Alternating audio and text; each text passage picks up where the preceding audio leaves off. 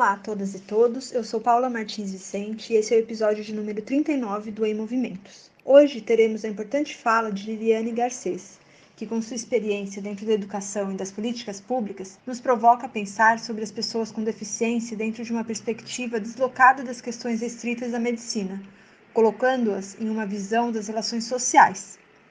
A existência de barreiras e impedimentos, que são definições feitas pela ONU ao se referirem às pessoas com deficiência, como Liliane nos mostra, além de serem elementos físicos, são também construídos nas relações sociais, onde o direito ao acesso a uma educação inclusiva, por exemplo, não se concretiza na prática. Liliane nos apresenta ainda importantes marcos mundiais e no Brasil que favoreceram uma mudança no atendimento às demandas colocadas por essas pessoas, sejam elas crianças, jovens ou adultos. Mas ainda temos uma longa trajetória para que, de fato, possamos ter uma educação que seja inclusiva, saindo do assistencialismo e que dê conta de promover políticas e práticas pedagógicas que contemplem os estudantes em suas necessidades e especificidades. Será que o problema da não inclusão das pessoas com deficiência nas áreas de educação e demais áreas sociais está nessas crianças, jovens e adultos que não se adequam àquilo que chamamos de espaços não especializados para elas? Ou será que o grande desafio está em nós, enquanto sociedade, familiares, profissionais e educadores, que não estamos preparados para romper essas barreiras físicas e sociais que nós mesmos criamos? Com vocês, Liliane Garcês.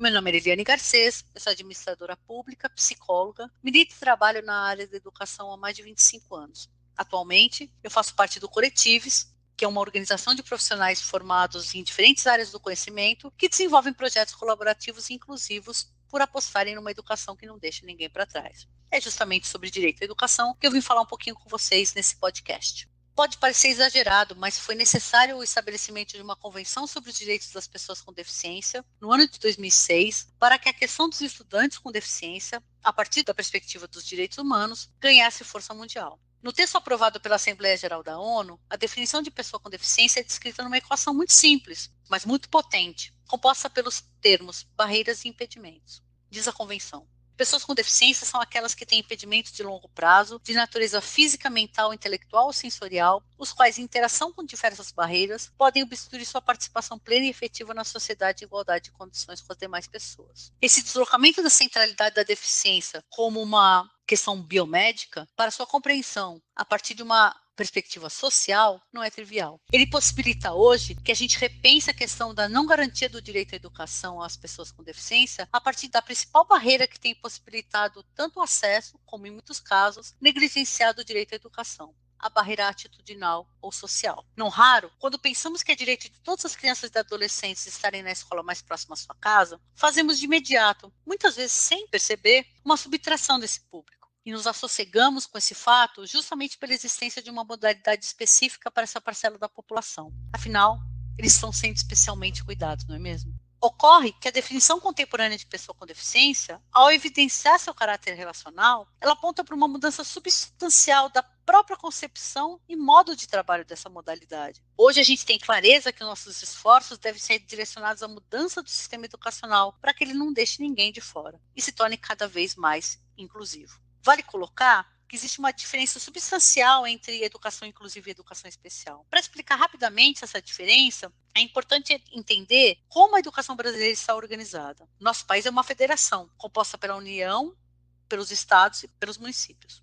Assim, cada um desses entes federados tem o dever de organizar suas redes de ensino. Para tanto, eles devem obedecer ao que está escrito na Lei de Diretrizes e Bases da Educação Nacional, a nossa LDB, escrita em 1996. E o que ele estabelece? Que a gente tem a educação básica e o ensino superior, que são os chamados níveis de ensino, a educação infantil, o ensino fundamental, o ensino médio, que compõem a educação básica e que são, portanto, chamados de etapas, e as modalidades de ensino, por exemplo, a educação especial. A educação especial, como uma modalidade de ensino, ela é responsável por organizar meios e modos para que os estudantes com deficiência, transtornos globais de desenvolvimento e outras habilidades de superdotação tenham garantidos acesso pleno à educação. Seu modo de funcionar, portanto, varia ao longo do tempo. Já a ideia de educação inclusiva tem a ver com a ampliação do direito à educação como um todo. Ela se origina do movimento de educação para todos, que tem seu grande marco em 1990. A ideia central é que a educação é um direito humano indisponível, ou seja, do qual ninguém pode abrir mão. A construção de uma educação inclusiva é, assim, um processo mundial de aprimoramento da própria educação. Só para a gente entender um pouquinho melhor em que ponto que a gente está nesse desenvolvimento, a gente elaborou os Objetivos do Desenvolvimento Sustentável, os famosos ODS. O ODS 4, ele fala somente sobre educação. Ele é específico sobre a educação. E ele aponta que a gente se obriga a assegurar para todas as pessoas uma educação inclusiva, equitativa, de qualidade, sem deixar ninguém para trás. Dá para perceber, né, que toda a estrutura da educação brasileira, portanto, da educação infantil ao ensino superior, incluindo todas as modalidades de ensino, como a educação especial, tem por obrigação atuar na perspectiva inclusiva. Resumidamente, a educação especial é uma modalidade de ensino que faz parte da estrutura da educação brasileira e a educação inclusiva é a maneira como essa estrutura deve atuar. Isso não é uma novidade para os nossos marcos legais, para a nossa legislação. O Estatuto da Pessoa com Deficiência, mais conhecido como Lei Brasileira da Inclusão, ele afirma essa concepção, e essa concepção já estava sendo executada desde 2008. Eu falo estava porque, na semana passada, a gente teve o estabelecimento de uma nova política nacional de educação especial, sobre a qual nós vamos falar um pouquinho mais para frente. Antes disso, vamos olhar os dados. A educação, ela é uma política pública que se baseia nos dados, né, para continuar ou interromper seus programas. Hoje, os dados de matrícula são muito diferentes daqueles em meados dos anos 2000. O último relatório do Censo Escolar, divulgado pelo Instituto Nacional de Estudos e Pesquisas da Educação, o INEP, aponta que 90% do público-alvo da educação especial que frequenta a escola está matriculado em salas de aula comuns. Dados a se comemorar, não é mesmo? Porém, ainda que a gente seja conservador, segundo a Organização Mundial da Saúde, cerca de 12 a 15% da população brasileira teria algum tipo de deficiência. E o número das crianças e adolescentes matriculados em nossas escolas ainda não chega a 4%. Há, portanto, muito a que se fazer para, no mínimo, equiparar o acesso das crianças e adolescentes com e sem deficiência. Lembrando que no Brasil, a educação de 4 a 17 anos é compulsória. É um direito que não se pode tirar das crianças e dos adolescentes. Bem, a definição contemporânea da pessoa com deficiência, ao evidenciar seu caráter relacional, ela aponta para essa mudança substancial da própria concepção e modo de trabalho da modalidade da educação especial. Desde 1994, com a Declaração de Salamanca, a gente sabe que o desafio não é das crianças com deficiência em se adequarem e se adaptarem às escolas que temos. Esse desafio é de todos nós, toda a sociedade, das famílias, dos educadores, dos gestores, enfim, de todos nós, para estabelecermos, cada um dentro da sua função, saberes e práticas que possibilitem sair dessa perspectiva absolutamente assistencialista e organizar novas respostas pedagógicas que sejam boas para todos e para cada um dos estudantes, considerando suas especificidades e seus contextos. É isso que faz a nossa educação ganhar qualidade. A definição contemporânea de pessoa com deficiência, ao evidenciar seu caráter relacional, ela aponta para essa mudança substancial na própria concepção e no modo de trabalho da educação como um todo. Se as barreiras são percebidas na relação, posto que elas ganham formato ao impedirem a participação das pessoas, não é possível conhecê-las fora dessa mesma relação, não é mesmo? Usar a ideia de que as crianças com deficiência não estão sendo bem atendidas nas escolas comuns é criar um falso dilema, é apostar contra o direito à educação dessas crianças e desses adolescentes conquistado a duras penas. Basta lembrar que a Declaração Universal dos Direitos Humanos ela foi estabelecida em 1948 e a Convenção sobre os Direitos das Pessoas com Deficiência só em 2006. Demorou todo esse tempo para que a agenda mundial dos direitos humanos incluísse os direitos das pessoas com deficiência nessa perspectiva. Todas as crianças, independente de sua condição ou impedimento, têm o direito de ser escolarizadas em ambientes inclusivos. E o Estado, o papel do Estado, deve ser se certificar que os sistemas de apoio necessários estão sendo garantidos para que isso ocorra sem discriminação ou exclusão. Quando a gente fala de equidade, a gente fala de criar ações específicas para incluir. Quando a gente cria algumas ações focadas em determinados públicos com vistas à exclusão, isso chama discriminação. Portanto, a escolha por escolas especiais ou inclusivas estabelecida pelo decreto 10.502 é uma meta irreal. Se o Estado se compromete com a criação ou manutenção de escolas segregadas, ele não consegue, simultaneamente, proporcionar recursos ao processo inclusivo.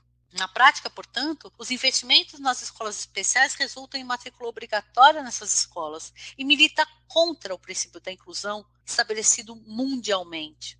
Convenhamos, uma pessoa com deficiência não pode ser reduzida ao impedimento que a constitui como uma subjetividade, assim como ninguém pode ser reduzido a uma característica. Não podemos ser tratados como caricaturas de nós mesmos. Não se trata, pois, de reforçar uma cultura de tolerância à diferença, onde se permite, por benemerência, aquelas pessoas que enquadramos como diferentes a participação em um espaço específico, feito só para elas e previamente estabelecido. Para sair do assistencialismo e romper com o capacitismo, ao contrário, é urgente e necessária a estruturação de pressupostos de valorização da pluralidade de corpos, sentidos e pensamentos, recriando uma escola que respeita o direito à diferença e que move recursos equitativamente para garantir de acesso a todos, sem deixar ninguém para trás. Finalizo dizendo que o processo para melhorar os nossos índices educacionais passa necessariamente pela inclusão e pela equidade, na e por meio da educação. Elas, como destaca a Declaração de Cheon, são um alicerce de uma agenda de educação transformadora e de enfrentamento de todas as formas de exclusão e marginalização, bem como disparidades e desigualdades no acesso, na participação e nos resultados da educação. Afinal, nenhuma meta de educação deverá ser considerada cumprida a menos que tenha sido atingida por todas, todos e cada um. Portanto, comprometemo-nos a fazer mudanças necessárias nas políticas de educação e a concentrar nossos esforços justamente nos mais desfavorecidos, especificamente aqueles com deficiências, para assegurar que ninguém seja deixado para trás. Esse é o texto da Declaração de Cheon. Ele não deixa nenhuma dúvida que o lugar de qualquer criança, de qualquer adolescente no Brasil de 4 a 17 anos é na escola comum. Assim, o desafio de atuar na ampliação das ações que incidem sobre a redução das situações de exclusão e desigualdade social, às quais ainda estão submetidos e submetidas nossas crianças e adolescentes, deve ser o esforço de organizar uma escola que atenda às especificidades de cada uma dessas crianças. É na escola comum que a inclusão acontece.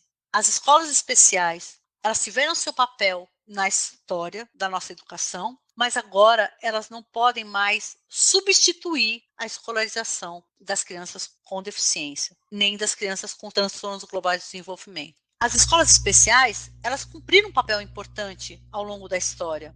Foi a partir delas que as crianças com deficiência puderam sair de casa. Mas agora o momento é outro. Agora o momento é de mudar a escola comum para que ela não deixe ninguém de fora. Mudar a forma de organização da modalidade de educação especial para que ela incida junto às ações das salas de aula comum e forge novas estratégias de aprendizagem, levando em consideração quais são aquelas barreiras que a gente precisa destruir, quais são as acessibilidades que a gente precisa construir, pensar, organizar as estratégias pedagógicas a partir de, por exemplo, desenho universal de aprendizagem. Por entender que uma educação inclusiva é uma educação de qualidade para todas as pessoas, atuar sobre as barreiras e gerar acessibilidade é urgente. Afinal, quem teve e tem ainda seus direitos negados ou negligenciados tem muita pressa.